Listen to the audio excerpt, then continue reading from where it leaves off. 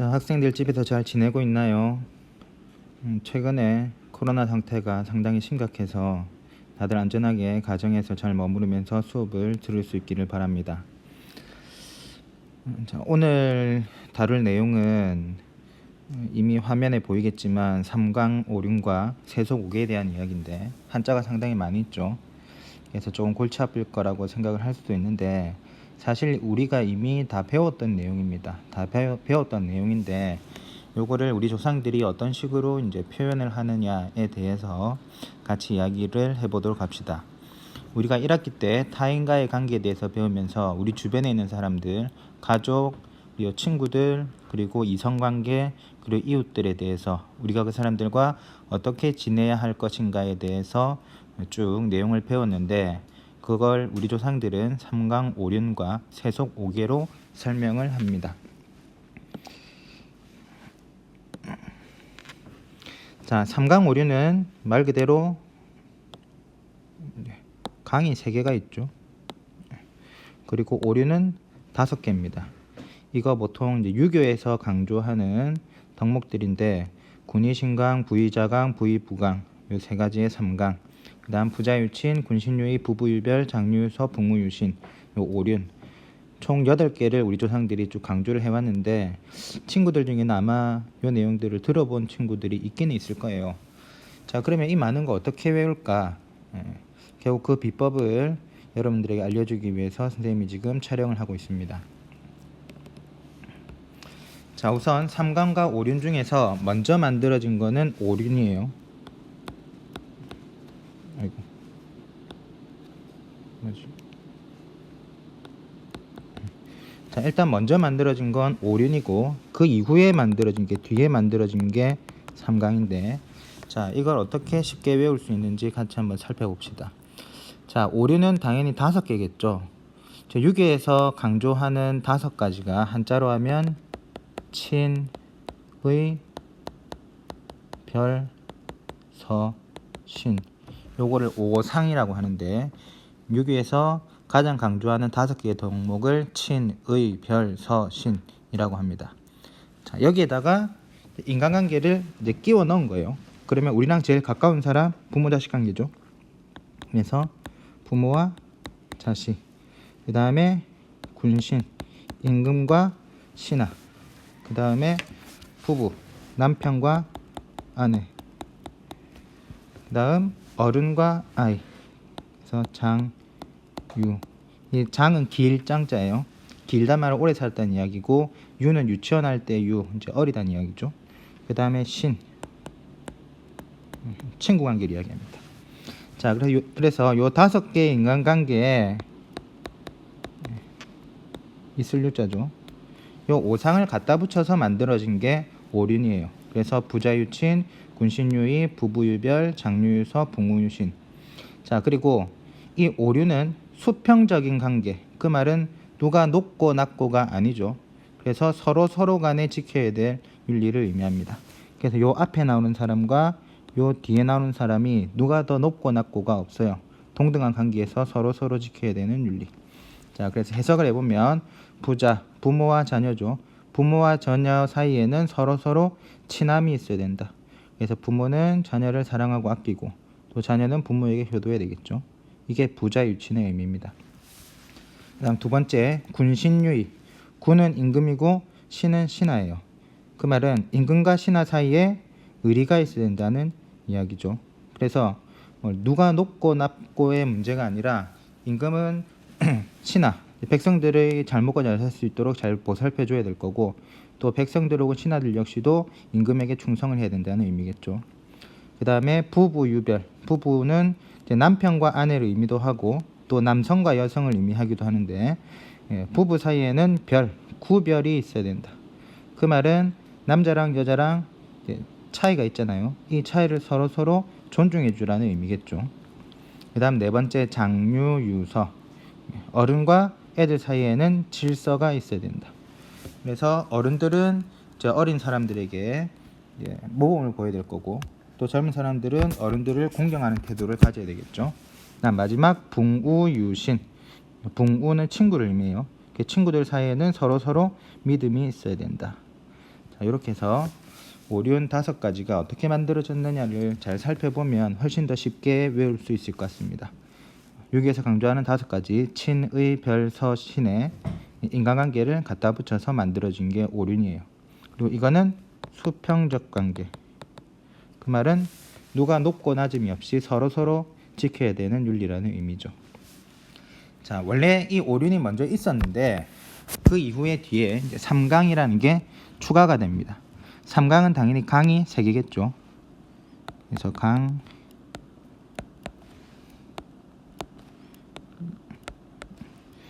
자, 그런데 3강이 뒤에 추가된 이유는 수평적인 관계에서 우리가 서로 지켜야 될 것도 있지만 동시에 나라를 다스리고 하다 보면은 위아래 관계 역시도 중요하거든요. 그래서 수직적인 관계를 강조하기 위해서 만들어진 게 뒤에 추가된 3강이에요. 자, 그래서 3강에는 3개의 인간관계가 나오는데 3강은 나라를 지키기 위해서, 나라를 다스리기 위해서 만들어진 거기 때문에 부자 관계가 먼저 나오는 게 아니라 군신 관계가 먼저 나옵니다. 임금과 신하가 먼저 나오고 그 다음에 부모와 자식, 그 다음에 남편과 아내. 자, 이미 이야기한 대로 오륜은 수평적인 관계에서 서로 지켜야 되는 윤리예요. 하지만 3강은 수직적인 관계. 그 말은 둘 중에 누군가가 높고 낮음이 있다는 이야기죠. 당연히 앞에 나온 사람이 위고 그다음에 뒤에 나온 사람이 아래입니다. 따라서 요거를 해석할 때 서로 지키는 게 아니라 요걸 해석할 때는 요 뒤에 있는 사람이 앞에 있는 사람 말 잘 들어야 된다 라고 해석을 하면 돼요. 그 말은 군인 신강, 신하는 임금에게 충성을 다해야 된다. 그 다음 부위 자강, 자녀는 부모님 말씀 잘 들어야 된다. 그 다음에 부부의 여기는 남편이고 여기는 아내겠죠. 그래서 아내는 이제 남편 말 잘 들어야 된다. 물론 요즘 같은 양성평등의 시대에 조금 여러분들이 받아들이기 힘들긴 하겠지만 적어도 과거에는 그랬다는 이야기예요. 그래서 우리 조상들이 예로부터 강조해왔던 3강 오륜이 어떻게 만들어졌는지 같이 살펴봤고 이렇게 여러분들이 암기를 하면 조금 더 수월하게 여러분들이 외울 수 있을 거라는 생각이 듭니다. 자, 그 다음에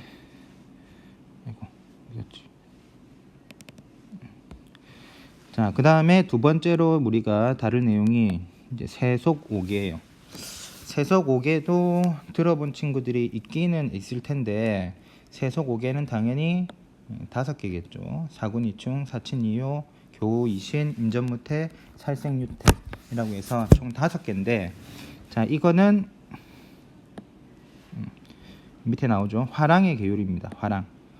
자, 화랑이 어떤 사람들인지 아는 친구들이 혹시 있을 수도 있을 텐데 화랑은 신라시대 때 귀족, 높은 사람들의 자녀들의 어떤 모임이에요. 그러니까 신라시대 때 귀족들의 자녀들의 모임인데 얘네들이 모여서 무엇을 했느냐, 뭐 여러 가지를 했겠죠. 그 중에 하나가 군사훈련이에요. 그래서 단순하게 생각하면 화랑이라는 집단은 신라시대 귀족들의 자녀들이 모여서 뭐 공부도 하고 또 군사훈련도 받고 뭐 그런 집단이라고 생각을 하면 됩니다. 자, 이 화랑이라는 집단에게 원광법사라는 스님이 너네 5개 꼭 지켜라 라고 내려준 게 세속오계예요. 자, 이것도 조금 복잡한데 어떻게 만들어졌는지 같이 한번 살펴봅시다.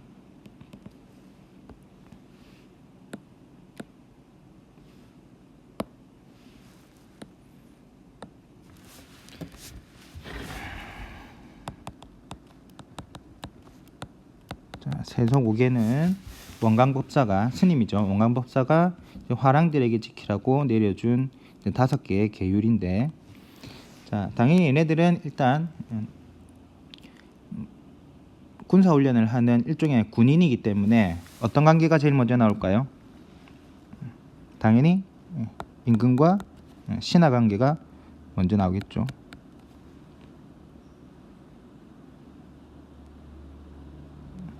헷갈리네. 다시.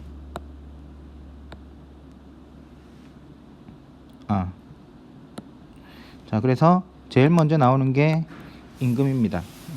임금을 사. 자, 이 사는 섬긴다는 의미예요. 자, 그래서 사군 이는 뭐뭐로써. 자, 임금을 뭐로써 섬겨될까요? 충성을 다해서 섬겨되겠죠. 그래서 첫 번째 등장하는 게 사군 이충. 자, 그 다음에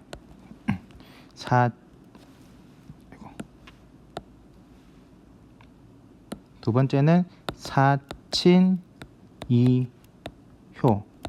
자, 이 친이라는 말은 친하다는 이야기인데 우리랑 가장 가까운 사람, 가장 친한 사람이 부모님이죠. 이 친은 부모님이라고 생각을 하면 돼요. 부모님을 섬겨요. 뭐로써? 당연히 효도로서 섬겨야 되겠죠. 그래서 두 번째는 사친이효. 그 다음에 교, 사귀입니다. 우, 친구를 사귀죠.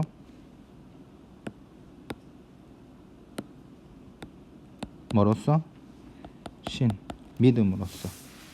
자, 그래서 화랑들이 지켜야 될 계율 5가지 중에 3가지가 사군 이충, 사친 이효, 교우 이신. 자, 그 다음에 얘네들은 일종의 군인이니까는 전쟁 때 용감하게 앞서서 나와서 싸워야 되겠죠. 도망가면 안 되겠죠. 그래서 그 다음 나오는 게 임, 전, 무, 퇴. 그래서 전투에 임할 때는 후퇴, 도망가서는 안 되겠다. 열심히 싸워야 되겠다. 자, 그런데 이 세소고개를 누가 누구에게 줬다고 이야기를 했죠? 원광법사라는 스님이 화랑에게 줬다고 이야기를 했죠. 자, 그러면 스님, 불교는 사람을 죽입니까? 살생해도 되나요? 안 되죠. 그래서 전쟁에 나가서 물론 용감하게 싸워야 되겠지만은 생명을 함부로 죽이지 말라는 의미에서 살생은 이제 생명을 죽이는 거죠. 원래 불교에서는 이게 금지되어져 있거든. 근데 전쟁에서 상대방을 안 죽이면 자기가 죽잖아요. 그래서 유택. 이 택은 선택이에요, 선택. 마구잡이로 막 죽일 것이 아니라 정말 어쩔 수 없는 경우에 이제 살생을 해라. 그만큼 생명을 소중하게 여기라는 내용이 담겨져 있는 거죠.